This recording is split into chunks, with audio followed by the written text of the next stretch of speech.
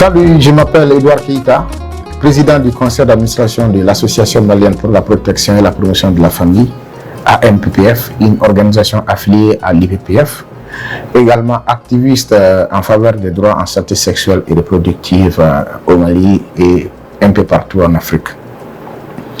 Ceci est un message pour mettre la lumière sur les grandes réalisations et les réussites en matière de planification familiale.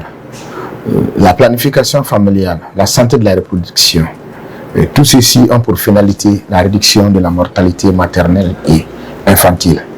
C'est pourquoi en Afrique de l'Ouest, francophone plus précisément, le partenariat de Ouagadougou, initié depuis 2011, à travers les 9 pays qui couvrent la région, se sont donné la main pour discuter des priorités nationales en matière de santé, et la planification familiale a été autour du sujet et de la création ou de la mise en place de ces mouvements à nos jours.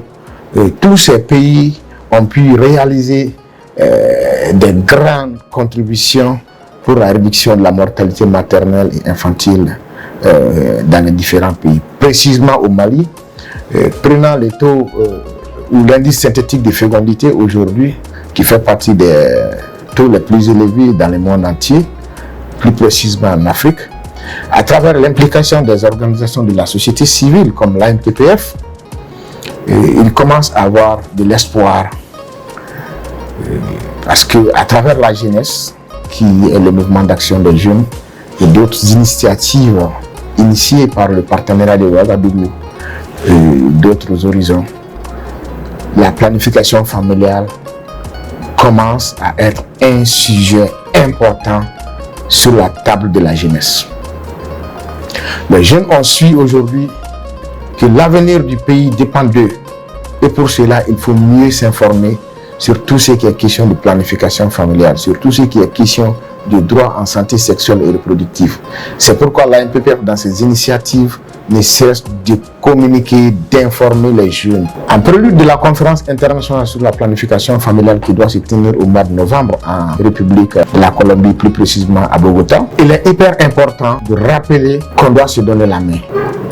La coalition du secteur privé, les organisations de la société civile, les partenaires techniques et financiers, le gouvernement, les hommes et les femmes des médias doivent se donner la main pour faire un collectif afin de donner une image positive de la planification familiale qui contribue à l'atteinte des objectifs du développement durable. C'est pourquoi je lance un appel au gouvernement, à la société civile une fois de plus, de faire de la planification familiale une priorité nationale.